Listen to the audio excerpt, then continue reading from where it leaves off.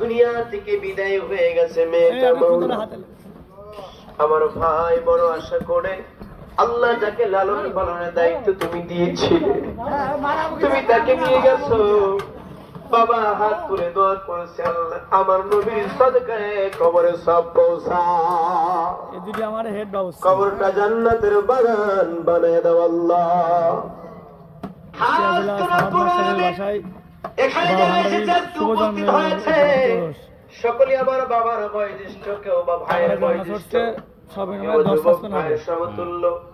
আমি গুনাহগার মিসকিন কাঙ্গাল, আমার মতো পাপী বোধহয় দুনিয়ার জমিনে কেউ নাই। তোমার বন্ধু রাঙা চরণ মুবারকে হাদিয়া দিয়ে গোলাম হতে চেয়েছি, জানি না পারছি নাকি গো। আল্লাহ আমাদের সকলকে তুমি কবুল করে নাও আল্লাহ।